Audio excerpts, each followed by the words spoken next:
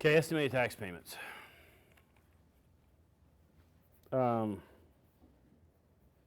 Trent, how often do we have to think about estimated tax payments? Do you? Do you? A lot. A lot. I hate estimated tax payments. Is there anything I like? Okay. Max, what's number one say up here? Because I don't remember what the hell I wrote. I'm sure this is going to be meaningful and riveting. Why do estimated payments need to be addressed by the taxpayers? The IRS wants to be paid as soon as possible to fund government operations. Okay, what's two say? If the government wants or needs cash to operate, what are the funding sources from income tax? You got withholding on the W-2, estimated tax payments, and then tax paid through the income tax return when it's filed. Okay, what's three say? Because I'm going to make a point here sooner or later, and both of us are going to be surprised. Sweet. Look forward to it. Does the government have a required minimum amount a taxpayer is required to have on deposit via withholding and estimated tax payments? And the answer to that is yes. Can you articulate what that is? Um, I'm sure I have it in here somewhere. How do we know what the minimum is? Yeah, Connor? Isn't it based on like your prior year tax liability? Could. That's part of it. It's two-prong, or not two-prong, two possibilities. well, you got prior year and then current year. Prior year and current year. Okay, so and I'm sure this is here somewhere, but we might as well see if we can guess. If we're saying prior year, what else will we be saying about prior year as a measurement tool? You gotta look at what your AGI was last year. Your AGI. How do you feel about that, Matt? I like that. You like that? Sam? I don't know. Luke? Not too sure either. CV? I don't know. Allie? Maybe. What, was that your phone? Yeah. Because I'm like, did she just throw her voice? What the? I was actually partially freaked out by that. What'd you say? I thought this was you. What'd you say? Maybe, like it sounds right, but I don't know. Okay, I think it sounds right. sounds right. Jackson? Sounds right, but probably have to confirm. Have to confirm. Who did we start with? Did you say that? I didn't say anything. I said it. How do you feel about that? Well, it's either AGI or tax liability. One of those two. How do you feel about that? I don't know if this is related, but isn't there some like what if you're above a certain amount, you can't do like the prior year? If that makes sense. No, okay, I'm off. No, but there is something embedded in the prior year that if you're over a certain amount, a rule changes. Okay, that's what I was. But That's but- off. But our clients, I would say, we never default to, we always only view that as one-dimensional because the first part of that rule, our clients wouldn't be our clients if they were in the first part of the rule. Fair? Mm-hmm. Okay. All right, so let's see where this goes. Jackson, what's number 4 say? It says, does the government have one methodology or multiple approaches? And they have multiple. Okay. Oh, look at this. Holy shit, we were ahead. What do you got? What are the methodologies? A, estimated tax payments based on current year earnings and tax. And then B says estimate tax payment based on prior year tax. So, Chris, is that AGI or tax? I mean, that's tax. Okay, so you were close. I mean, you referenced AGI, but it's really based on the tax that was due. I was thinking about something different, I guess. Okay? All right. Okay, Chris, what's 6 say? Estimated tax is based on prior year tax. In general, you can make estimates based on 110% of prior tax. What are our facts? Year one income was 200,000, which resulted in 60,000 of tax due. The taxpayer had a withholding of 50,000, which resulted in a tax due with the return of 10,000. A, what is the required amount that needs to be on the deposit with the IRS? 110% of prior year tax. Okay? Okay, so what that just said, I mean, when you look at a 1040, you know, not that anybody in this room would do it, this concept of tax sometimes gets lost in the noise because you have three numbers that are embedded in that example. You have the $60,000 that was due, you had $50,000 worth of holding, and then you had $10,000 that was due with a return. And the most likely mistake that people make is to say, well, there was $10,000 due with a return, that's the number that we're going to key in on, which accidentally could be correct, but it's not correct.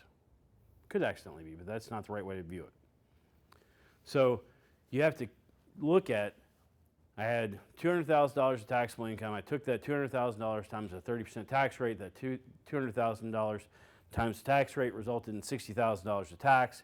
Then I have to measure that against what I have on deposit through withholding, which is $50,000, which means I have $10,000 due with a return. The amount that I key in on is a prior tax, which is the taxable income times percentage and times the tax rate gets me to $60,000 due. Prior tax is $60,000. 110% of that prior year tax is $66,000. So in order to be on safe basis, and what does safe basis even mean? Why are we even doing this? What does safe basis mean? So you avoid underpayment of tax penalties. Yeah. They want you to have an amount on deposit with the IRS to say that you aren't treating the IRS as if they're the bank. Okay, so I'm not going to talk ahead. I'm just going to take the tour with you guys because I'm sure I did a great job of putting this together. CV, what's B say? If we assume that the taxpayer has year 2 earnings of 1 million because he or she won the lottery and he or she is projected to have 26,000 of withholding, what is the required amount of estimated tax payments? 66,000. How much is projected to be on deposit? 26,000. What is the required estimate tax payments? 40,000. How are they required to be paid? 10,000 per quarter. 5. Could the taxpayer pay it all in the fourth quarter, not without interest and penalties? 6. What will be due with the tax return? Assume 30%. 234,000, which you get from doing 1 million, or I guess you'd take 1 million times 80%, That's 30%. 30%, I'm assuming a and 30% take out, tax rate. and take out 66,000. Boy, there's a hell of a lot of information in there. We just went through a lot of moving parts in that. So let me ask a stupid question. And before, there were two options, weren't there, in terms of how to interact with your estimated tax payments? What were the two options? What were the two options to arrive at the calculation? Was it current year and prior year? And prior year was 110%. And current year is going to be 90% of current year, but we'll get to that. Okay? So, is this taxpayer won the lottery and they won $1 million. So let's pretend for a second that you have to have 100% of the current year on deposit just for ease of math. And we know we have a 30% tax rate. 1 million times 30% is how much, Jackson? It'd be 30,000. 30. Wait, what did you say? Sorry. 1 million times 30%. Oh, it'd be 300,000. yeah. Okay. So if we were going to use that as a methodology, we're going to use the two methodologies to say what do we have on deposit. Well, under the current year methodology, assuming we're using 100%, not 90%, methodology 1 would say we would need to have on deposit for methodology 1 $300,000, correct? So methodology 2 says we have to look back at prior year. What were the facts from my prior year? Chris? Last year they paid 60,000 in tax, so 110% of that is 66,000. Okay. They paid $60,000 in, right? And that's what you said, times 110%, because it's going to be 110% prior year. So 66,000 on deposit. So now you've quantified two numbers, and I'm sure that I'm talking ahead at this point. Okay, so now would you rather pay $300,000 in estimated tax payments to be square, or would you rather pay $66,000 and keep some cash in your pocket and earn interest until you have to pay it? Which would you prefer? 66. 66. So this is the process of measuring what amount, how am I going to approach this with prior year or current year, and which is better for me? And oh, by the way, one is way easier than the other. So in this case, this taxpayer say, forget it, I don't want to put, $300,000 on deposit. So I know I'm going to look back at last year. And how did you quantify that, Chris? What was the number? Of last year? Yep. It was 60,000. 110% is what? 66,000. 66. So then there's additional facts that are provided, correct? Mm-hmm. How much is projected to be?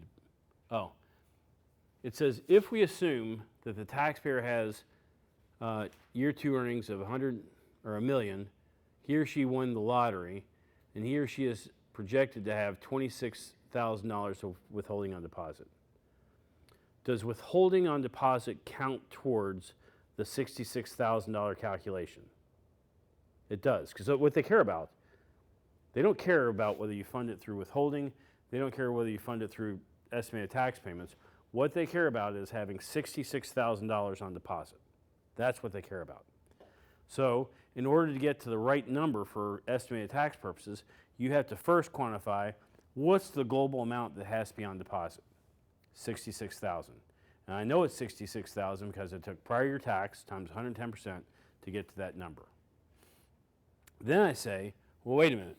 How much should I have on deposit due to withholding? I have 26,000. All right, since that's true, what's 66,000 minus 26,000, Allie? 40,000. 40,000. So that tells me I have to fund my estimated tax deposit, or my amount on deposit through some other mechanism. Don't have any more withholding, so it's going to be through estimated tax payments. So I'm going to take those estimated tax payments, divide it by the number of quarters, because you have April 15th, June 15th, September 15th, and January 15th. Is that right, Trent? I spaced out for sure. What'd you Just say? say yes. Yeah. Perfect. Okay? So that 40,000 divided over those 4 quarters requires that I have $10,000 per quarter on deposit. So then it says, could the taxpayer wait till the 4th quarter and put it on deposit? The answer to that is no. Because the IRS says in order to be compliant, you have to have the right amount of deposit. Let me be more precise.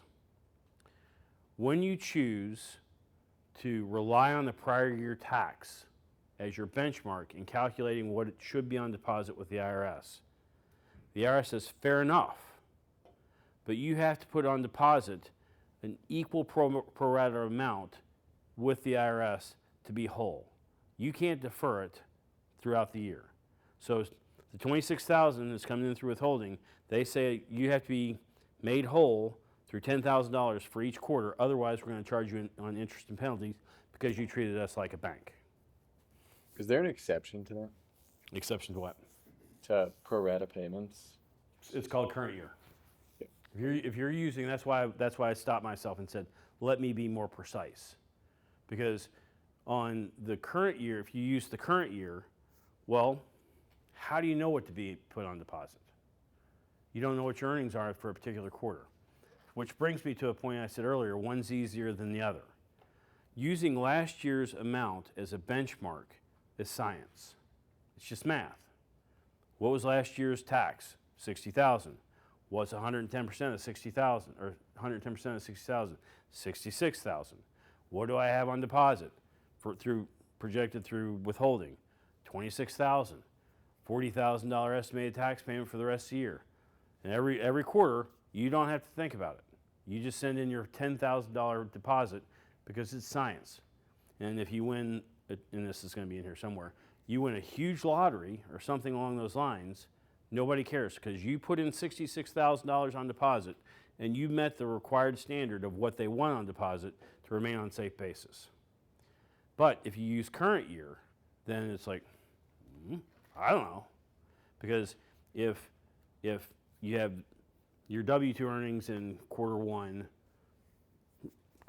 1 through 4 at $25,000 a quarter for $100,000, well, that's a known. But if you happen to win the lottery in the fourth quarter and you're using the current year as your number, well, you have this big spike of income in the fourth quarter. And the IRS would say, well, since you had this big spike of income in the fourth quarter, and we're going to demonstrate this, we want a deposit on that because you're using the current year as a proxy for how you want to pay your estimated tax payments. So the variability comes with the current year methodology. The variability is not there with respect to using prior year. Prior year is science, where current year is art. Yeah. Do you ever, or first of all, does the IRS allow, and maybe people would want to do this anyway, but like if you knew you had your 40,000, like, does the IRS care if I said, well, I don't, like, I'll just write a $40,000 check now and then I don't have to worry about it the rest of the year? Like, is that allowed? If you give it to them early? Yeah. Yeah, they If love you it. like, if you like did it in quarter one and then you can just forget about it the rest of the year? And you know, older clients do that, where they say, you know what, I don't want to put up the process. I don't want to remember every quarter. Can you just tell me what check I need to cut in quarter one to where I don't have to worry about it? That, I wouldn't say that's super common, but I wouldn't say it's uncommon either. They care if you're late. They don't care if you're early at all. Okay, so since we did this, we paid the 66 in, 26 in withholding, 40,000 in estimated tax payments. We get to April 15th of the following year, and we have to now cut a check for 234,000. Because when we now do our return and it's spot on, we have $1 million of income. $1 million of income times 30% is 300,000. 300,000 is our tax. What we have on deposit, because we used the prior year methodology, was 66,000.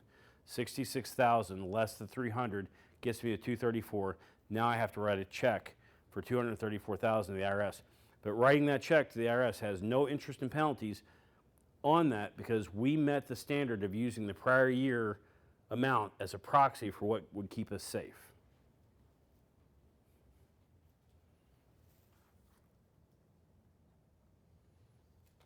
Now, did I talk ahead? CV, what's this say?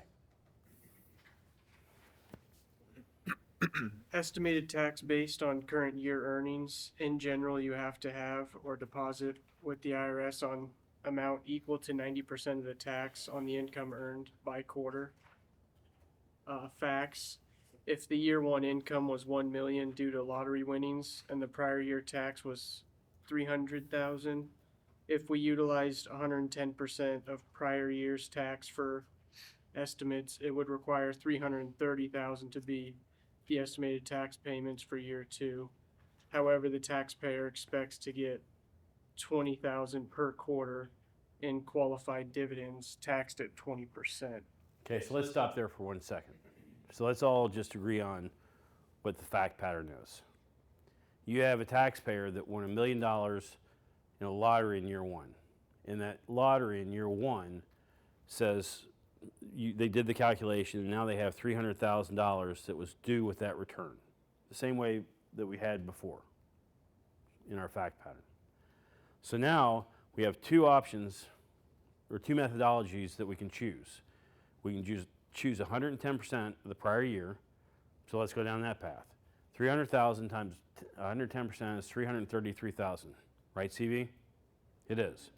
So then it says, well, gee, you know, I'm only going to be getting $20,000 worth of dividends per quarter because I invested the $1 million, and that's what my financial advisor at LUT said I was going to get off that. So that's what I'm going to use. So now I've gone from the art or science piece of it, 110%, to say I'm going to use the art piece of it because 20,000 times 4 is $80,000. What was it? what was the amount that I'm getting? It's 20,000 per quarter, right? $80,000. $80,000 times 20% is 16,000. Do I want to put on deposit with the IRS $330,000 when only 16 is going to be due? You don't. So you're going to choose to do it on the current year income because you'd never over deposit in that fashion. Okay, so what's A, B, and C say? CV. A, based on these assumptions, what is the projected quarterly estimates? 4,000 per quarter. Yep. B, can you send 4 quarterly estimate vouchers and know they will be safe from interest and penalties? No, you can't. Okay, so let's stop there for just 1 second. Because what we said on the science one, we knew that $26,000 was going to be on deposit, right? And we knew that we had a $40,000 shortfall. We divided that $40,000 shortfall by 4, which resulted in 4 vouchers of $10,000 each. So we can send those vouchers of $10,000 each and say, you're good. You know, if your withholding's off, you need to tell us. But other than that, you're good. So the point that's being made here is, well, LFS said it's going to be $20,000 a quarter. That results in $4,000 a quarter. So let's just send them vouchers for $4,000 a quarter. And I'm saying you can't. Why do you think you can't? Do I answer that?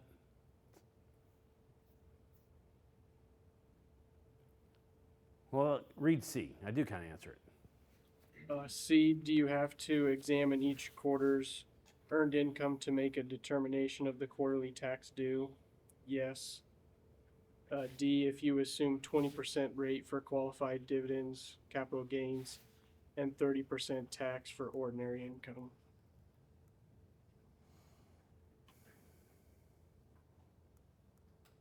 Okay? So what I'm saying is that if on the left is what you're projecting, I think, versus the right of what actually happened, do you think sending a $4,000 voucher to the client would have kept them safe? No. So what you have to do is you have to say, well, quarter one, I should have on deposit $4,000, and I'm going to keep it at 100% versus 90% because I don't want to do the math. And quite frankly, I generally keep it at 100% because you know how often there's some error in the data provided by the client? Something more than 0. So giving yourself that 10% cushion and using 100%, not a terrible idea. So if quarter one, quarter two, it seems like everything was working fine, but Q3, it really went off the rails. So the required deposit, if you just send them the vouchers, and I think that this is what it's saying, maybe it is, maybe it isn't, because I wrote it a long time ago, and it's hard to remember what I was thinking, was that Q3 is projected was 4,000 on the left side, but in reality, we should have sent them 100,000. And in Q4, we would have sent them a voucher for 4,000, but in reality, it should have been 30,000. So the science piece of this is if you choose to use current year income, that means you chose to use current year income. And every quarter, you need to follow up with your client and say, well, how much did you earn this quarter? And then you have to do a calculation on that quarter with respect to how they earn their money. Okay, that's why it's more art than science. Because the other is, do the calculation, send the vouchers, you don't even have to think about it anymore. This one, you have to think about them every quarter.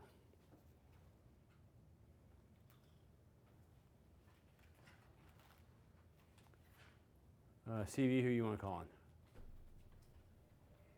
on? Sam. Who? Number 8. Oh, Sam. Yep, go ahead. Does the IRS have a penalty on not paying? Yes, it is basically an interest charge. So the IRS doesn't really want to be treated as if, or a bank, So if you're shorting them their cash based on what the agreed upon methodology is, they want you to pay a penalty, and basically that's interest. So what's 9 say? If estimates were required but not paid, how does it work? Let's assume that required quarterly was 10,000 and assume the interest rate is 6%. So you want me to just read through that? Embedded in this is an assumption that they paid 0, which I don't think I intended to do, but sure. Go ahead. Okay, so like quarter one, we had what, 10,000? Was that 10,000 due? Yeah, the required quarterly payment of 10,000. Yep. And 6% interest. Yep, So we got $600. yep, And then quarter two is again 10,000 and 6%, and then it's times 75%. Is that because it's 3/4 of the year? yep. You shorted them for 3/4 of the year at that point. Okay. So we have a 75. Take 75% of that for 450.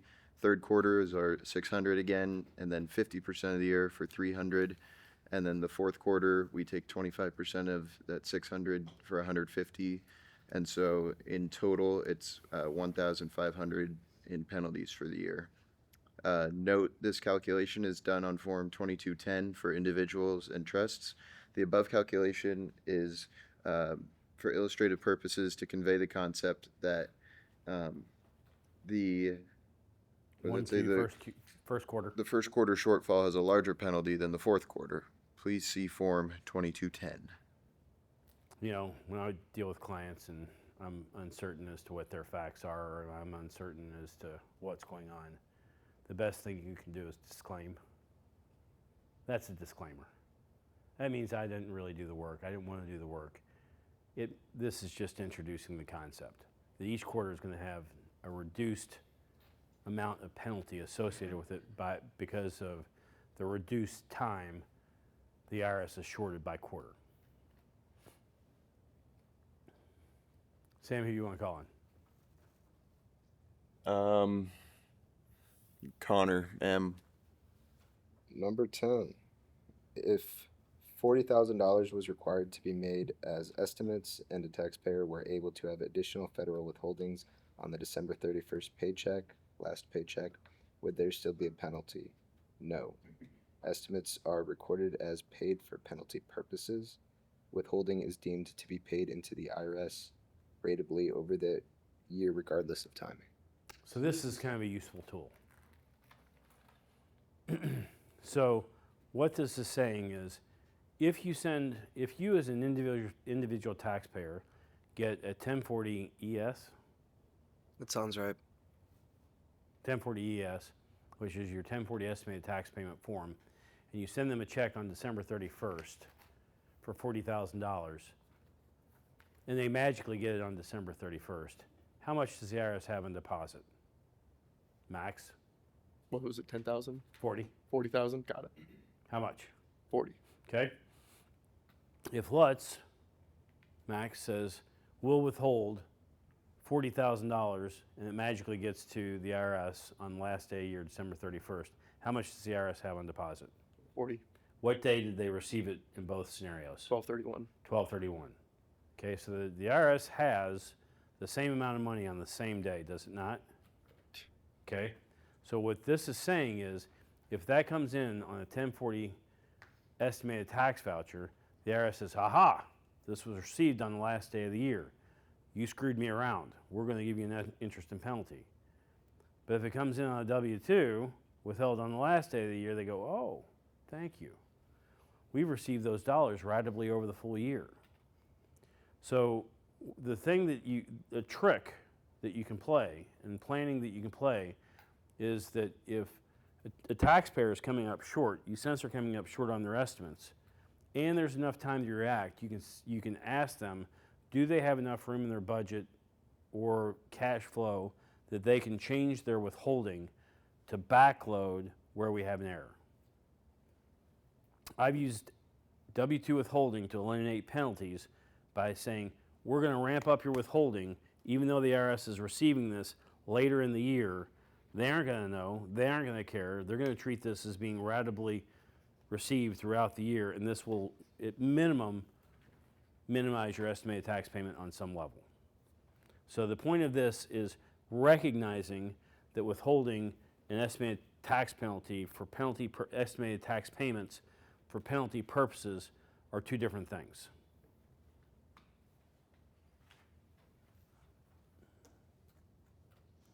Oh, the 2210. Oh, how I hate it. Okay, first gift card goes to somebody recognizing when I say I actually like something. Okay, the 2210, let's see, what do I? All right, let's see, let's look at the 2210 just for the hell of it.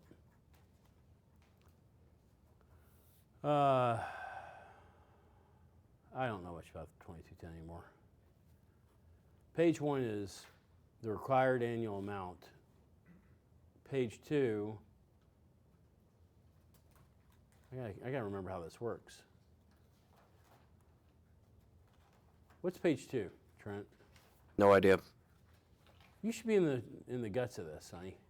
Should be. I can't remember. Okay, so here's your 90%, and probably has your 110% up here, and this tells you what amounts you have on deposit. But page 2 right now, is the penalty computation. Okay, it's kind of coming back to me. Page 2 says, okay, which methodology did you choose, and how much did you have on deposit with the IRS? And then it compares what you have on deposit, and down here, it says underpayment, overpayment. So it measures what should you have on deposit with the IRS. What do you have on deposit with the IRS by quarter? And if the amount that you have on deposit isn't enough, you have an underpayment. And going back to that grid where we had $10,000 due times 6% interest, and that multiplies it by a number, that's what this is doing on page 2. If you have an overpayment, it's going to give you grace back to Sam's, well, wait a minute, if I pay $40,000 ahead, who cares? Well, you're going to have an overpayment the whole way that's going to get depleted down by virtue of this calculation. That's what page 2 is doing. I wish I kind of looked at it before I got here. There's all sorts of things I wish I looked at before I got here. Okay, so, but page 3 is interesting.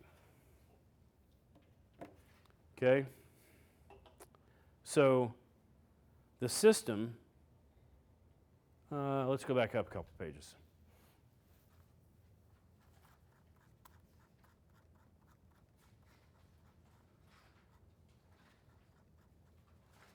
Okay, the system is when Chris inputs things in the system, Chris is going to say, well, there's 20,000, there's dividends of 540,000, right, Chris? Yep. And there's interest of $100,000. And what the system does, and I think we're going to demonstrate this, much like withholding, it's going to have a presumption that those dollars were earned ratably throughout the year. It's going to presume that's what happened. So when, okay, glad to hear it. That was it. Oh, okay, all right. I'm sure we're going to do this. But this page says, okay, enter your adjusted gross income and enter your annualized income and annualize your itemized deductions. So that page before had $20,000 on it, right? $20,000 in the first quarter. Yep. Dividends, yeah. So 20,000, I think, times 4, because that's what was earned in that particular quarter. 20,000 times 4 is going to be $80,000 of income, which said you should have had $4,000 on deposit. So the system is automatically going to presume the numbers you put in are ratably earned.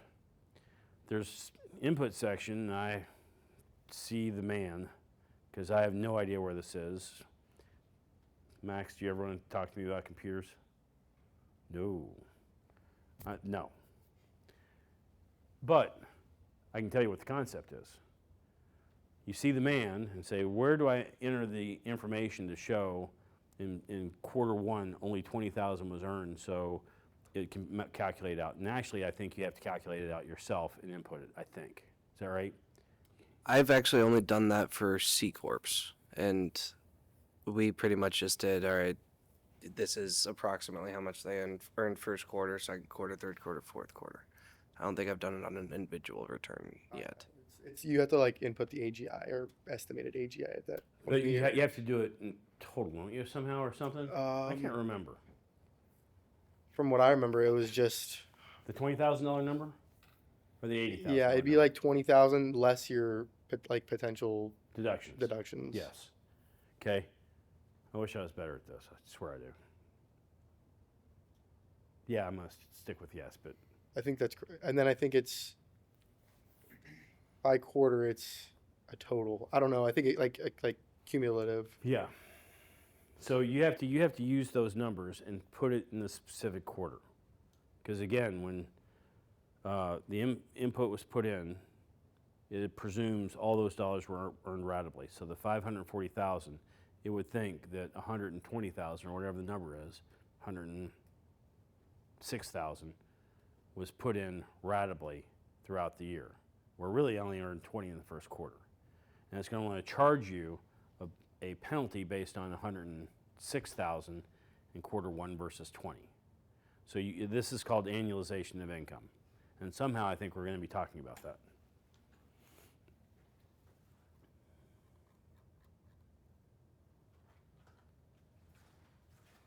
Okay. Allie, what do we have here? Jack is a new client to Let's. He became a new client on 9/1. In the initial call, Jack said that he won the lottery in the previous year, which resulted in a tax liability of $10 million. He invested the money and he consistently earned the following for quarter one and quarter two. Do you want me to go through that? It's interest, qualified dividend, K1.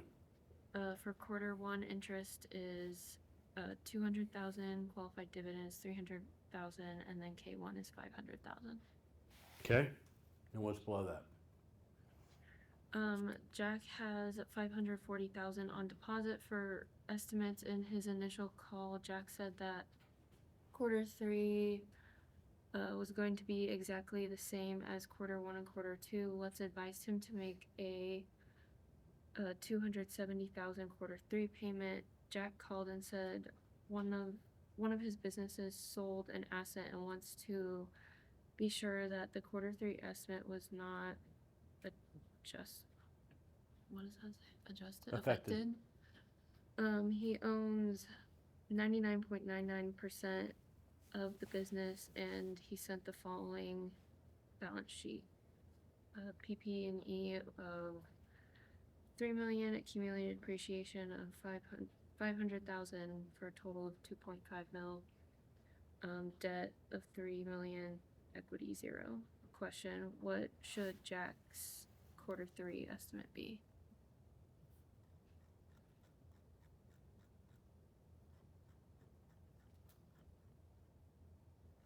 Huh, hold on. That's weird.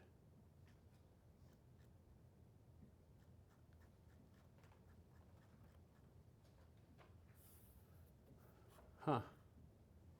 Must have been drinking again.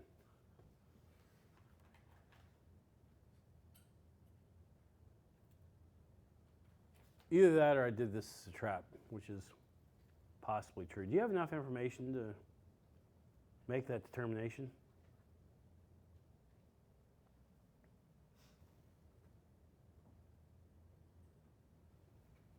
I think I did do that. Now that it's kind of coming back to me. Should we adjust the information or not? I don't know.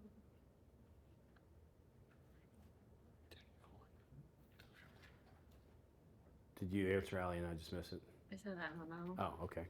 All right. I just didn't hear you. Jackson, should we adjust the information or not? My initial thought is that we don't have.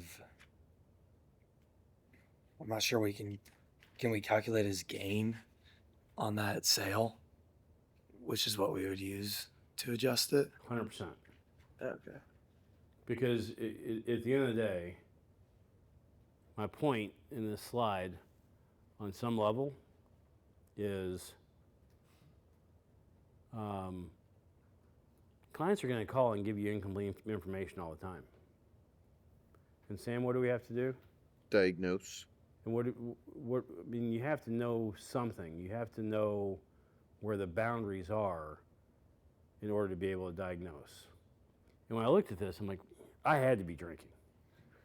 Because I'm looking at this thinking, there is not nearly enough information here at all to make an assessment or determination. And then it dawned on me that's exactly what I was doing. Because you'd have to ask Jack, wait a minute. You gave me a balance sheet for $3 million, PP&E of $500,000, or a cum of $500,000, net book value 2.5, debt of $3 million. Okay. Well, Jack, what did you sell this for? And what's the fair value allocation? And you have to be able to ask a series of questions in order to discern. Because if Jack says, look, I sold this for $2.5 million. Do we have to adjust the estimated tax payment? We do? Well, I guess you need more information. Do we? Yeah, basis. We Accumulated- have to- well, true. So now Max is saying, well, this is bad. I made an assumption. Is this a gap financial? Is this tax basis financial? So I failed Sam's diagnosis test because I didn't ask the proper question in terms of, is this tax basis or not? I made an assumption, which is bad, that it's tax basis. So let's pretend it is tax basis. It sells for $2.5 million. Does that affect it? Mm, Yeah. could be debt relief if the debt's connected to the asset. Well, but if you sell for $2.5 million, so you're saying, let me put back to you what I think you just said. You're saying Jack called and he sold for $2.5 million, and that could be cash. Yeah.